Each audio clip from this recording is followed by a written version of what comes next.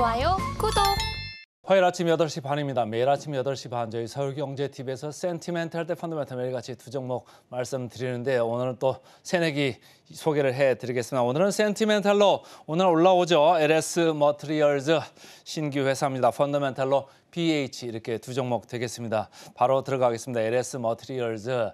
자, 최근에 이제 IPO 올라오는 주식들이 상당히 많아지고 있는데 이것도 뭐 대형급이죠. 그래서 좀 소개를 간단히 좀 해드리려고요.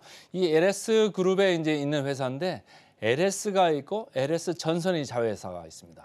LS 전선의 다시 자회사 그러니까 LS로 치면은 손자회사 되겠습니다. 이 회사는 울트라 커패시터라고 해가지고 UC라고 제가 이제 계속 말씀을 드리는데 이 UC를 하는 회사입니다. 쉽게 얘기하면 에너지 저장 장치예요. 에너지 저장 장치가 여러 가지가 있잖아요. 2차 전지도 있고 뭐 우리가 쓰는 1차 전지, 건전지라는 1차 전지도 있고 2차 전지도 있는데 이 회사가 만드는 UC는 2차 전지에 비견되고 대체되고 보완될 수 있는 이런 에너지 저장 장치입니다. 현재는 이제 풍력이나 이런 쪽에 많이 쓰이고 산업용 뭐 무인 지게차 이런 데도 좀 쓸 수 있는데 어쨌든 대체할 수 있고 열 폭주 현상이 없는 좀 장점들이 있는 그 배터리입니다. 그래서 좀 기억을 해주시면 좋을 것 같고 이 회사는 지난번 파도 사태 있었잖아요. 그러니까 매출도 별로 안 나는데 시가총액이 1조 넘어 이런 일이 있었기 때문에 그 뒤로 이렇게 숫자들을 이제 많이 냅니다.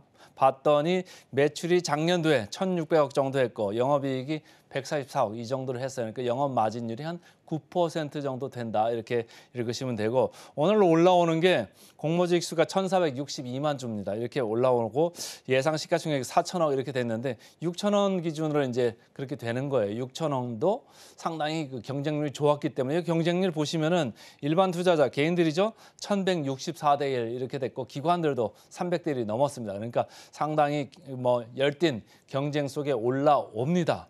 자, 그럼 어떻게 될까요? 이게 상당히 궁금하죠. 제가 볼 때는 신주 플러스 구주 매출 형태라 조금은 좀 이게 어떻게 될까 좀 물음표가 좀 있어요. 왜냐하면 보통은 신주 위주로 많이 올라오잖아요. 근데 신주 위주로 올라오면 사실 시장이 풀리는 물량이 이렇게 많지가 않거든요. 근데 이 회사는 보세요. 상장 전에 투자자 물량 우리가 프리 IPO 물량이라고 하거든요. 그게 13%가 올라오고 공모 주식이 또 21% 올라옵니다. 그러니까 공모 주식은 이건 신주인데 요게 구주예요. 그러니까 같이 올라오는 게 얼마죠? 34% 올라오는 거예요. 전체 물량의 34%가 바로 시장에 풀릴 수 있다. 이런 생각을 하시면 조금 물량 부담이 좀 있을 수도 있겠다. 이런 생각을 좀 하시면 좋을 것 같습니다. 자, LS의 손자 회사라는 거 아까 말씀드렸죠. LS 전선, LS 머티리얼즈 이렇게 이어지는 이런 그 회사 수직 계열하고요. UC입니다. 그리고 이 UC의 그 매출 비중은 전체 연결 기준으로 했을 때는 한 4분의 1 정도 됩니다. 이것도 크지만은 여기 알루미늄 소재, 특히 이제 뭐 차량 경량화 관련돼 가지고 계속 이쪽이 이제 앞으로 이슈가 될 거잖아요. 그러니까 여기에 관련하는 자회사 100% 지분을 가지고 있는 자회사가 있습니다. 이 100% 지분 가지고 있는 자회사는 나중에 말씀을 드리겠습니다만 LS 전선에서 사업 분리해 가지고 나와 있는 이런 회사가 되겠습니다. 그리고 그 전기차 부품 쪽도 이제 하는 이런 쪽도 이제 생각을 하고 있습니다. 자, LS 머티리얼 전체의 4분의 1 매출을 이쪽 그 UC 관련되는 게 이제 기여를 할 거다 이런 얘기고 알루미늄 관련돼서는 LS 알스코라는 회사가 사업 분리돼 가지고 나와가지고 전체 매출의 한 4분의 3 정도 75%를 지금 담당을 하고 있다 이런 얘기고 거기에 더불어서 하이 MK라고 요게 있습니다. 알루미늄 압출해가지고 하는 회사인데 오스트리아 하이예요. 오스트리아 하이하고 합작회사를 만들어가지고 66.6% 지분을 가지고 있습니다. 그래서 25년도부터 양산을 들어간다. 그래가지고 계속적으로 좀 좋게 볼 필요가 있겠다 이런 생각이고요.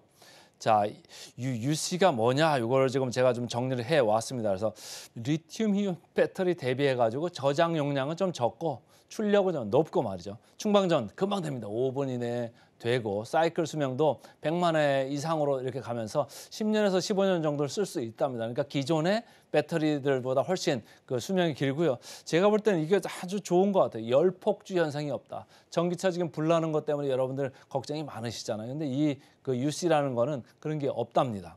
그래서 전체적으로 이렇게 봤을 때는 리튬이온 배터리의 단점을 조금 보완할 수 있는 그런 UC가 되겠습니다. 자, 그럼 주가가 앞으로 그러면 어떻게 될 거냐. 근데 이게 제가 결론적으로 말씀드리면 주가에 대해서 너무 섣부른 결론을 내리지 말자 이런 얘기예요. 왜냐하면 IPO 주식들은요. 언제 어떻게 될지 몰라요. 수급이 언제 이걸 끌고 다닐지는 몰라가지고 말이죠. 두산 로보틱스 예를 들면 쭉 장 초반 이렇게 초반에 상장 초반에 쭉 밀렸어요. 그래서 아 이제 밀려 내려가는구나 이런 생각을 하고 있었는데 어느덧 국민연금이 들어와가지고 급하게 이렇게 끌어올렸습니다. 그래가지고 그때 대비해가지고는 지금 뭐 한 80% 이상 대비해서 IPO 대비해서는 지금 올라와 있는 이런 상태인 거고 또 하나 예가 있었죠.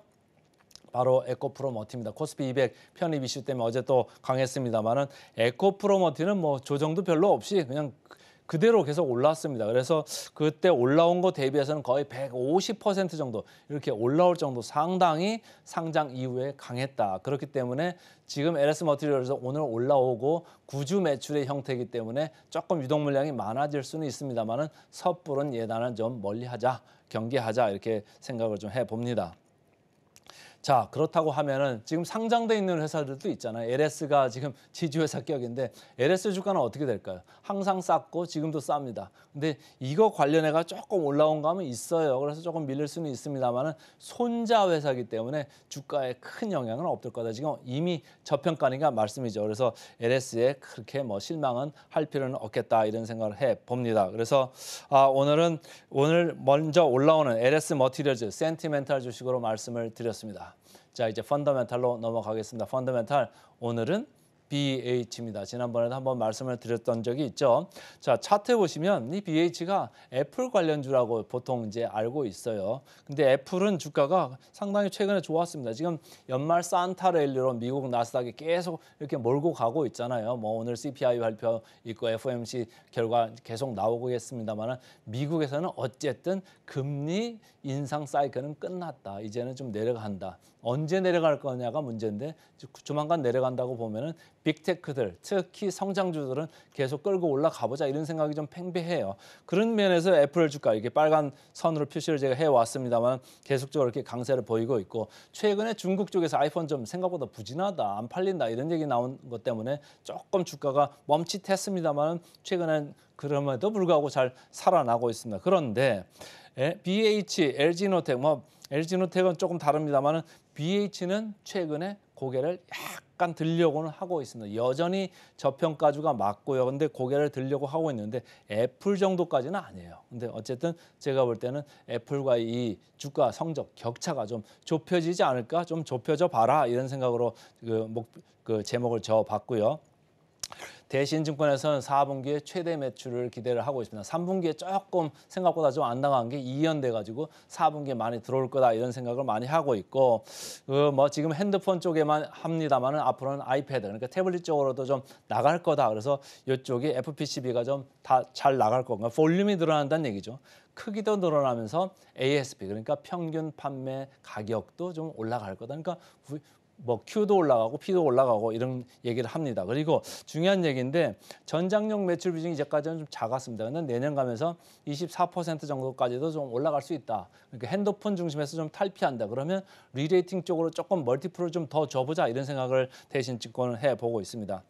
미래에셋증권입니다. 중국향 수요 우려 이미 주가에 다 반영돼 있다. 그리고 전기차 쪽도 FPCB 침투로 올라갈 거다. 그러니까 잘 좀 봐주자 이렇게 얘기를 하고 있습니다. 자, 주가 보겠습니다. 최근에 주가가 슬금슬금 이렇게 올라오죠. 누가 사나 봤더니 외국인도 사긴 삽니다만은 주로 기관이 주포입니다. 기관이 매수를 주도하고 있다. 이렇게 보시면 되고요. 자, 공매장고에서 쭉 이렇게 내려오고 있습니다만 최근에 조금 올랐죠. 1.7% 여전히 평균 0.4%보다는 높습니다. 조금 더 내려올 수 있다. 이런 생각을 하면 주가는 거꾸로 올라간다. 이런 얘기죠. 자, 역사적 밸류 밴드로 봤을 때 여전히 하단권입니다. 그러니까 밑에 쪽은 큰 리스크는 없겠다 이렇게 보시면 되고요. 이 회사는 연말 가면서 매출이 많이 일어나는 그런 회사가 맞습니다. 자, 포워드 PR 보겠습니다. BH 6.2배 상당히 낮죠. 그러니까 제가 펀더멘탈로 가져온 이유가 되겠습니다. 마지막으로 목표 주가 터치하겠습니다. 41% 정도 남았네요. 그래서 오늘은 센티멘탈로 LS 머티리얼즈, 펀더멘탈로 BH 두 종목 말씀드렸습니다. 좋아요, 구독!